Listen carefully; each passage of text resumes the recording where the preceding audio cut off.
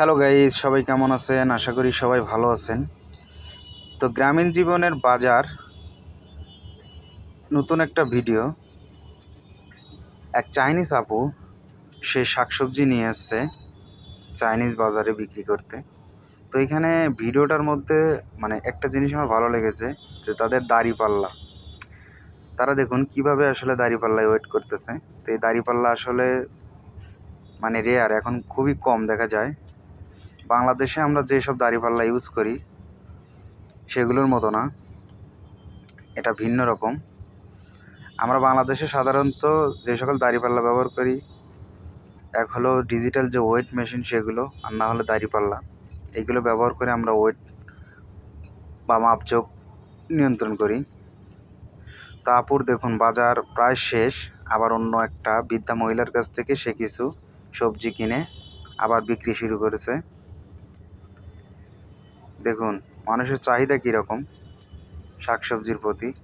অল্প সময়ের মধ্যে আপুটির সকল শাকসবজি শেষ হয়ে যাচ্ছে।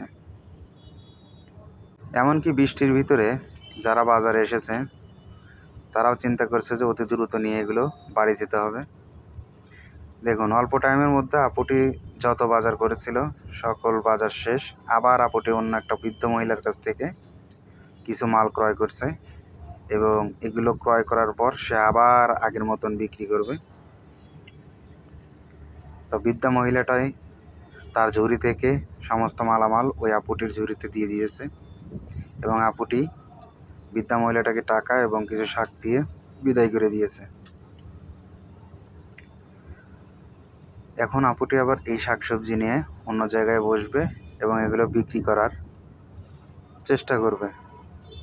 তো দেখুন আপুটি বিক্রি করছে, এবং যার কাছ থেকে শাকসবজি নিয়েছে তাকে তার টাকাটা বুঝিয়ে দিল।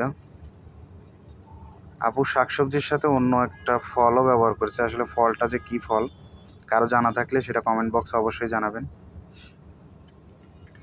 তো আপুটির বাজার করা আসলে শেষ, বিক্রি করা শেষ, এখন সে বাড়ি বিলায় রওনা হয়েছে। তো ভিডিওটা আসলে সম্পূর্ণ যারা দেখেছেন, যদি ভালো লাগে অবশ্যই লাইক, কমেন্ট, শেয়ার এবং আমার পেজটা ফলো করে যাবেন। ধন্যবাদ সবাইকে। আসসালামু আলাইকুম।